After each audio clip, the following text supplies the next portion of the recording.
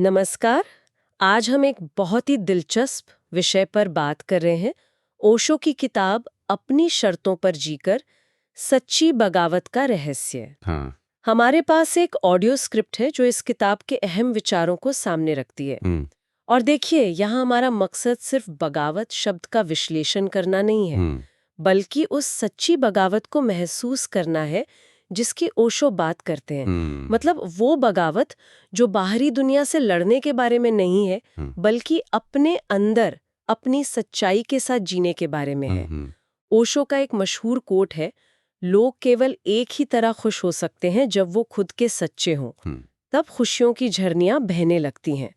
तो चलिए इसी सोच के साथ इस किताब के मुख्य विचारों में उतरते हैं। तो पहला विचार जो मुझे वाकई सोचने पर मजबूर कर गया, हुँ, वो है अतीत को अलविदा कहना। वाह! ओशो के हिसाब से असली बगावत है अतीत से आजादी पाना, किसी बाहरी सिस्टम या लोगों से लड़ना नहीं, ये एक अंदरूनी बदलाव है, शांतिपूर्ण। उन्होंने क्रांति और बगावत में फर्क भी बताया है। हुँ, कहते हैं क्रांति संघर्ष करती है, बगावत आत्मा बदलने का तरीका है। मतलब ये बाहर नहीं, ये तो भीतर की बात हुई। बिल्कुल, बिल्कुल।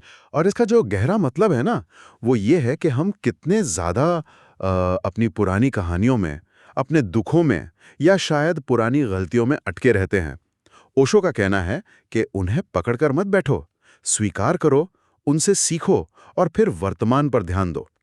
यही असली आज़ादी की तरफ पहला कदम है। स्रोत में इसके लिए तरीके भी बताए गए हैं, जैसे ध्यान करना या शायद अपने अतीत के बारे में लिखकर उसे जाने देना। वो एक तरह की मेंटल क्लटर क्लीनिंग है। मेंटल क्लटर क्लीनिंग, सही कहा। और इसी से जुड़ा एक और कमाल का आइडिया है, समझ ही मुक्ति है। मतलब ये कि असली आजादी अपनी कमजोरियों या अपने डरों से लड़ने में नहीं है, बल्कि उन्हें समझने में है। जैसे मान लीजिए अगर हम ये समझ जाएं कि हमें किसी खास चीज से डर क्यों लगता है, क्या है उसके पीछे की जड़, तो वो डर अपने आप ही कमजोर पड़ने लगता है। ये डर से निपटने का एक अलग ही नजरिया है। हाँ हाँ बिल्कुल।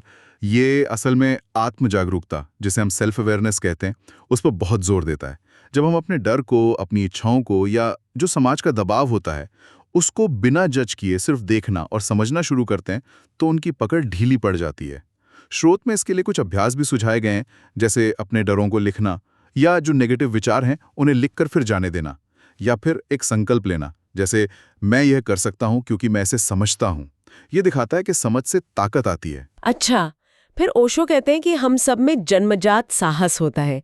ये बात थोड़ी चौंकाती है ना, क्योंकि हम तो साहस को अक्सर कुछ खास लोगों की या हीरो टाइप लोगों की खूबी मानते हैं। हाँ, मानते तो हैं, लेकिन उनका कहना है कि नहीं, ये हम सबके अंदर है, बस उसे पहचानने की, उसे जगाने की ज़रूरत है।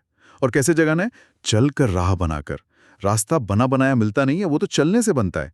ये बात मुझे बहुत ही प्रैक्टिकल लगी। हाँ, मुझे भी। सही बात है। और ये चलकर राह बनाना कोई बहुत बड़े कारनामों से शुरू नहीं होता है। बिल्कुल। ये छोटे-छोटे रोज़मर्रा के कदमों से शुरू होता है, जैसे स्रोत में बताया है। हम्म। रोज़ कोई एक छोटा-सा ऐसा काम करना, जो शायद थोड़ा अलग हो। अपनी कोई अलग राय रखना, कोई नई चीज़ ट्राई करना। यही छोटे-छोटे कदम हैं, जो अंदर के सोए हुए साहस को धीरे-धीरे जगाते हैं। बिल्कुल। बिल्कुल वैसे ही जैसे लेखक बनने के लिए लिखना शुरू करना पड़ता है, फिर राह अपने आप बनती चली जाती है। ये करने पर जोर है, सिर्फ सोचने पर नहीं। बिल्कुल। और आखिर में दो बहुत गहरे विचार, आंतरिक शांति और स्वयं की रोशनी बनना। जब बाहर का शोर, दुनिया की आवाजें कम होती है, तभी हम अपने अंदर की आवाज सुन पाते हैं। स्रोत में जंगल में शांत टहलने का उदाहरण दिया गया है, जहां ये शांति महसूस की जा सकती है। और फिर ओशो का जो अंतिम संदेश है, वो ये कि किसी और पर, किसी गुरु पर या बाहरी सहारे पर निर्भर रहने के बजाय खुद अपनी रोशनी बनो, खुद पर भरोसा करो। और ये आंतरिक शांति सिर्फ सुकून पाने जैसा नहीं है, ये स्पष्टता लाती है, क्लैरिटी। जब मन शांत होता है, तभी हम समझ पाते हैं कि हम असल में क्या चाहते हैं, हमारी ज़रूरतें क्या हैं, बाहरी उम्मीदों के बोझ से अलग होकर। स्रोत में इसके लिए भी कुछ सुझाव हैं, जैसे रोज सुबह बस कुछ पल चुपचाप बैठना, अपने विचारों को आते जाते देखना, बस एक दर्शक की तरह। और हाँ, अपनी छोटी छोटी सफलताओं को भी सराहना। ये सब चीजें हमें खुद से जोड़ती हैं, आत्मनिर्भर बनाती हैं। तो अगर हम सार निकालें, ओशो की ये सच्ची बगावत का मतलब दुनिया से लड़ाई करना नहीं है, बल्कि अपने भीतर प्रेम, समझ और साहस को जगाना है। अपनी सच्चाई में जीना, शायद यही सबसे बड़ी क्रांति है। और जैसा उन्होंने कहा भी, जितने हम सच्चे होंगे उतने ही खुश। इस पूरी बातचीत से मेरे मन में एक सवाल आ रहा है, क्या होगा अगर हम अपनी ज़्यादातर ऊर्जा जो हम बाहरी संघर्षों और बदलावों में लगाते हैं उसे हटाकर इस आंतरिक बगावत पर लगाएं, मतलब आत्मसमझ पर, अपने सच के लिए खड़े होने के साहस पर, और वो जो आंतरिक शांति है उस पर ध्यान केंद्रित करें। तो ये चीज़ जीवन की चुनौतियों को देखने और उनसे निपटने के हमारे तरीके को कैसे बदल सकती है? ये सोचने वाली बात है। और याद रखिए, अपनी रोशनी स्वयं बनिए।